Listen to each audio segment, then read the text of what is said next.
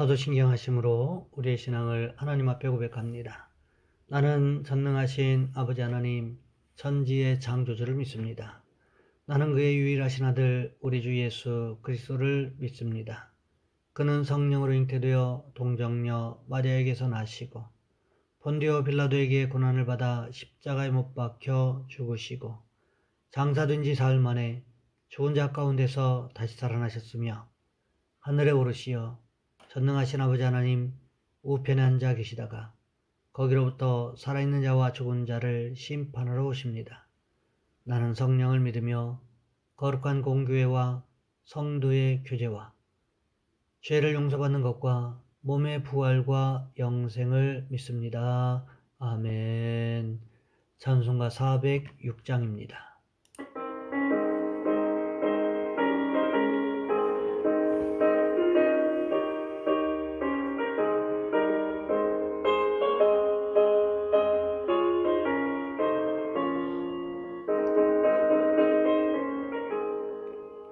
고난 내 영혼 편히 쉴 곳과 풍랑이로도 안전한 포구 폭풍까지도 다스리시는 주의 영원한 팔 의지해 주의 영원하신 팔 함께 하사 항상 나를 붙드시니 어느 곳에 가든지 요동하지 않음은 주의 팔을 의지함이라.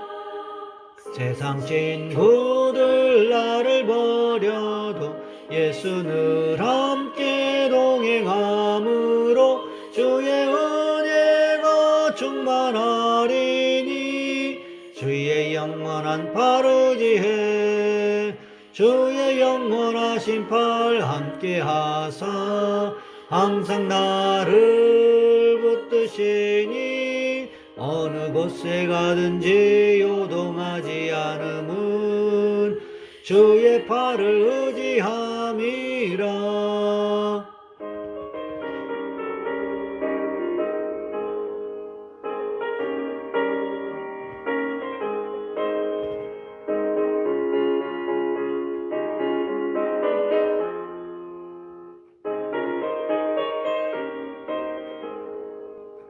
나의 믿음이 연약해져도 미리 예비한 힘을 주시며 위태할 때도 안보하시는 주의 영원한 팔 의지해 주의 영원하신 팔 함께 하사 항상 나를 붙드시니 어느 곳에 가든지 요동하지 않음은 주의 팔을 의지함이라. 능치 못한 것 주께 없으니 나의 일생을 주께 맡기면 나의 모든 짐 대신 지시는 주의 영원한 팔 의지해 주의 영원하신 팔 함께 하사 항상 나를 붙드시니 어느 곳에 가든지 요동하지 않음은 주의 팔을 의지함이라.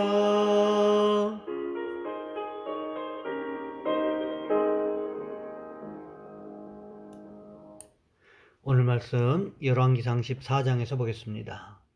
열왕기상 14장 21절로 31절까지 말씀입니다. 제가 가진 성경은 구약성경 540쪽에 있습니다. 제가 봉독해 드립니다. 솔로몬의 아들 르호보암은 유다 왕이 되었으니 르호보암이 왕위에 오를 때에 나이가 41세라.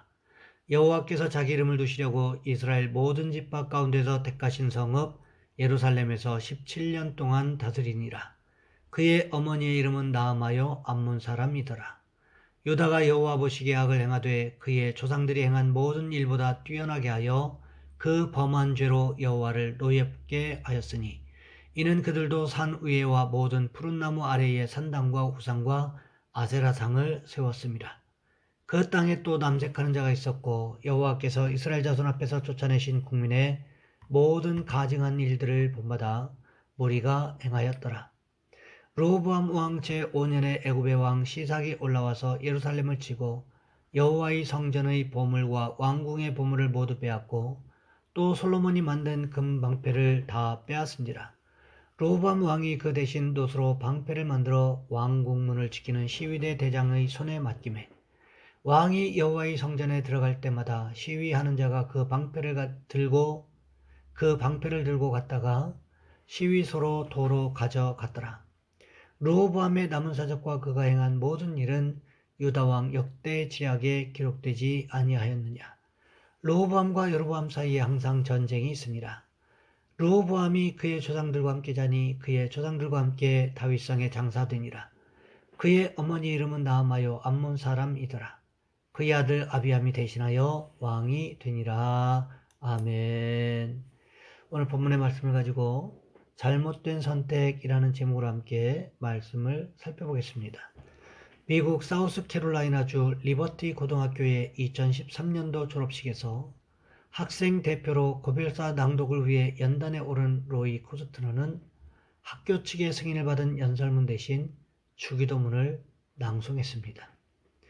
당시 그 지역 공립학교들은 종교로부터의 자유재단이라는 단체의 압력 때문에 공식 행사에서 기도를 금지했고 학교 내의 10계명 등 기독교 신앙에 관계된 어떤 게시물도 허용하지 않았습니다.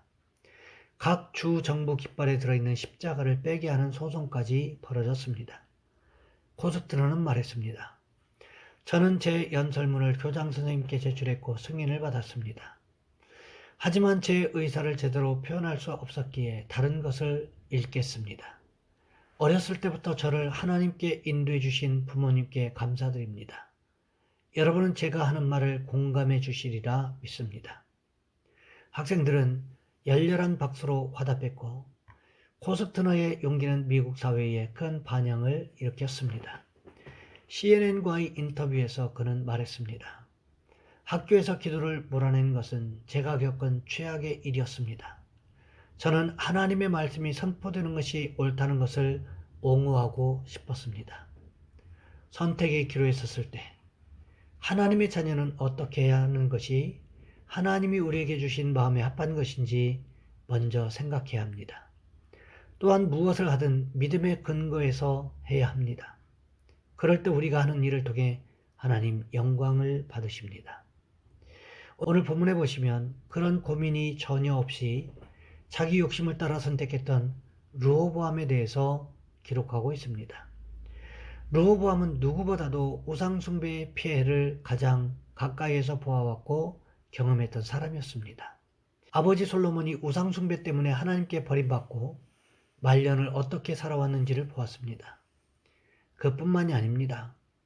북왕국 이스라엘의 왕으로 세워졌던 여로보암의 집안이 우상숭배로 인하여 어떻게 무너져 갔는지에 대한 소식들을 여전히 듣고 있었다는 것입니다. 하지만 르호보암은 어떤 선택을 했습니까? 하나님의 말씀과는 전혀 상관없는 선택을 했다는 것입니다. 그것이 어떤 선택이었습니까? 산 위에와 모든 푸른 나무 아래, 그러니까 상수리 나무 아래에 산당을 세우고 바알 그 안에서 상수리 나무 아래에 산당을 세우고 그 안에 바알과 아세라상을 세웠다는 거지요. 그곳에서 바알과 아세라를 음란하게 섬겼다는 것입니다. 그뿐만이 아니지요. 노아 시대나 소돔과 고모라 그리고 사사기에 기록된 베냐민 땅의 기브온 사람들처럼 동성애를 행했던 이야기들이 기록되어 있습니다. 하나님께서 이런 것들에 참으시겠습니까? 만일 하나님께서 이런 것들을 용납하셨다면 하나님은 노아 시대의 사람들이나 소돔과 고모라에 살던 사람들, 기브온에 살던 사람들에게 미안하다고 사과하셨어야 한다는 거지요. 하나님께서는 이런 잘못된 선택들, 죄악을 향하는 선택들에 대해서는 반드시 책임을 물으신다는 것을 우리는 기억해야 한다는 것입니다. 그렇다면 어떻게 책임을 물으셨습니까? 오늘 본문 25절과 26절 말씀해 보시면 이렇게 기록하고 있습니다. 르호보암 왕 제5년에 애굽의 왕 시삭이 올라와서 예루살렘을 치고 여호와의 성전의 보물과 왕궁의 보물을 모두 빼앗고 또 솔로몬이 만든 금 방패를 다 빼앗은지라. 르호보암이 왕위에 오른 지 5년이 되던 해에 애굽 왕 시삭이 쳐들어왔다는 거지요. 그래서 어떻게 되었습니까? 여호와의 성전의 보물과 왕궁의 보물들을 모조리 빼앗겼다는 것입니다. 거기에서 그치지 않았습니다. 아버지 솔로몬 왕 때에 만들었던 금방패, 즉 큰 금방패와 작은 금방패들을 모조리 다 빼앗겼다는 것입니다. 이 금방패들이 전쟁에 사용하기 위한 것들이었습니까? 그렇지 않습니다.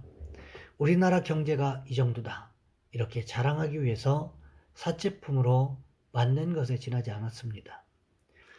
그런데 르호보암이 왕위에 오른 지 5년이 되던 해에 애굽 왕 시삭이 쳐들어와서는 예루살렘에 있는 여호와의 성전의 보물과 왕궁의 보물뿐만 아니라 금 방패들까지도 모조리 빼앗아가 버렸다라는 거지요.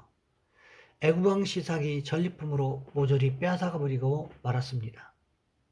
전쟁에 패전한 유다는 그에 대한 책임을 져야 하고 배상금을 내야 할 뿐만 아니라 애굽의 조공품을 바쳐야 되는 지경에 이르고 말았다는 것입니다. 그래서 르호보암이 어떻게 합니까? 오늘 본문 27절과 28절 말씀해 보시면 이렇게 기록하고 있습니다.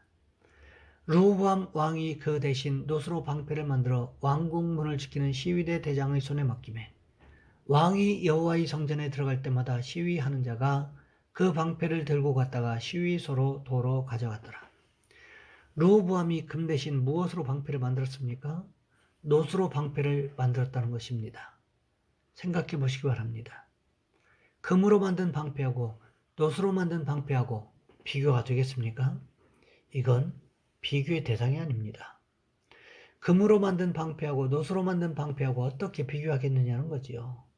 금으로 만든 방패에 비하면 노스로 만든 방패는 초라하기 그지없기 때문에 그렇습니다.